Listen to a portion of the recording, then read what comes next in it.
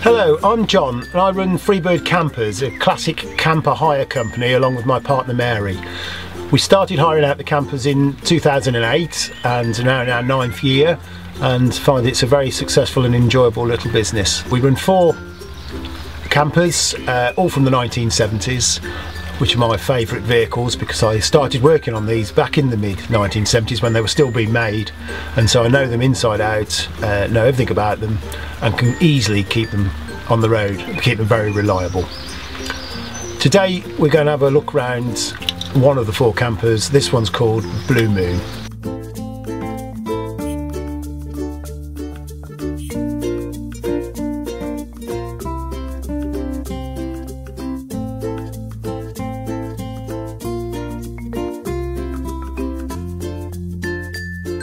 We start with the keys.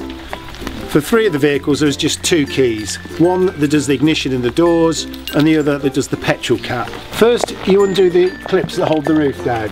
You pull the pin out there, undo the clasp and put the pin back for safe storage. Same with this one. Undo, pin back. And then we go inside the van and push the roof up. Once inside the van, just get the 2 handles and push the roof right up and it stays up on its own telescopic struts. The table is stored here. Undo that clip there, which is very important. Take the table out. I won't put it up now, but it's there and it goes on a leg which is stored under the seat. Put it away, and please remember when you're travelling, clip on so the table doesn't fly out and hit on the back of the head. This little cupboard and this one and these 3 units here, and this is all for your own storage. They're all empty cupboards. In the bag is a duvet and 2 pillows, and you put your own bed sheets and duvet covers on that. We'll come to under the seat and we'll find a few little items. A little pan and brush for sweeping up after you've been to the beach. The hookup cable which plugs into the back of the van and then into the campsite electrics, which gives you mains power and also keeps your leisure battery topped up while you're parked up. And then there's the table leg which goes into the hole there, and the table sits on top of it, which we've seen earlier. And also there's a short table leg and a little tripod which folds out, so you can use the table outside with your picnic chairs. There's a gamer ball and there's a hose for topping up the water tank. All the vans have a underfloor water storage which is topped up from a filler neck, a bit like your fuel. Right, next we have the gas. The gas bottles are stored in this little cupboard here. When you get to your campsite, you turn the gas on by turning that anti-clockwise all the way, but always travel with it switched off. If during your holiday you use all the gas that's in there, there's a spare bottle there and you just have to unscrew the valve from the top, unscrew the bottle and change it. Always switch the gas off when you're travelling. Okay, under here we have the cooker. Lift up the lid and put the front down. Lift up the splash guards which hold the lid up. And there's a grill pan under there, and then there's 2 burners, all controlled from here, which you light with matches which are in the drawer below. Just here there's a little bit of tea, coffee, salt and pepper, just an extra that we put in. Under this one is the sink, a little strap there, it pops on, holds that up. You fold up your tap, there's a little plug there, and the button for the water is that one, and there you go, flowing water to the sink. Hot water is provided by a kettle. Put that back down. 2 little drawers, one with the cutlery, enough for 4 people, and one with all the other things. There's a spatula, wooden spoon, tin opener, bottle opener, bread knife, sharp knife, scissors and a cheese grater in there. Also there's always plenty of matches, a pack of cards and a little camper cookbook which we leave in all the vans. And underneath there is all your plates, cups, glasses, chopping board, there's a salad bowl, a little frying pan with saucepans stacked inside it, and the kettle there, and the other cupboard, there's a colander on the door there, measuring jug, and everything you need for washing up is in that bowl there. Tea towel, sponge, fair liquid, kitchen roll, it's all there. Finally in here the fridge, which you just switch on with that switch there, and it runs for as long as you need it to, and it opens that way right round so you can get to the doors. Okay, and opposite the fridge is one more cupboard, which is like a little wardrobe. It has a hanging rail inside it, and it's quite deep, and on there is your little fold out chair, so you can get 4 people around the table, because there is an additional, it's on this side, piece that comes out and just hooks on the side there, so you have seating for 4 around the little table. Okay, bedtime. Very easy to put the beds out. Grab these 2 handles at the front, lift the base and pull it towards you,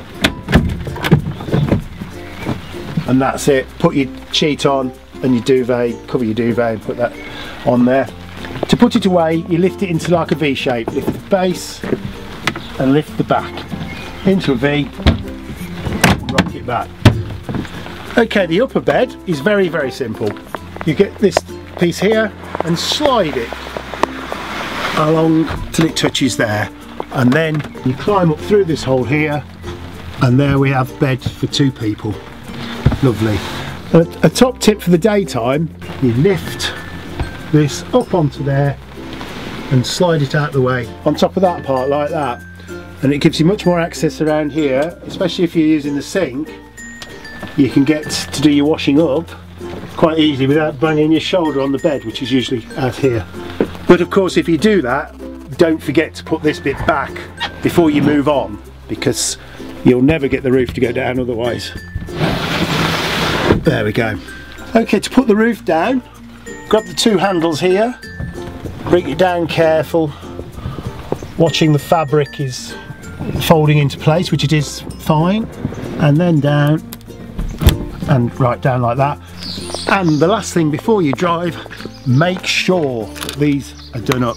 So pin out, clasp on, pin back in, and the same at the back.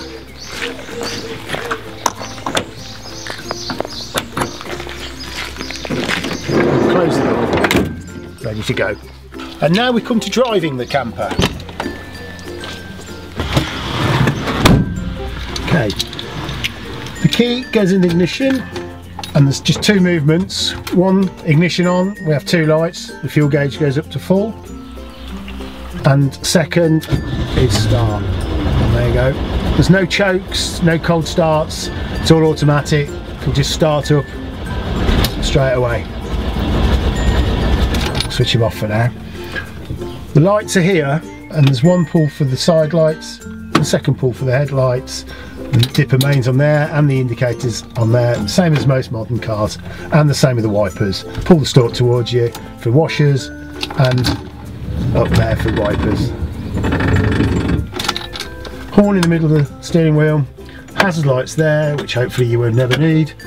Heaters, easy controls there. There's one that switches it on and off, and one that directs it up and down. There's also a cold air blower for cold air to come out of the vents there, which only blows when you're moving. It stops as soon as the vehicle stops moving. The cigarette lighter itself doesn't actually work, but the socket does. So you can plug in your sat navs or your phones to charge from that socket there.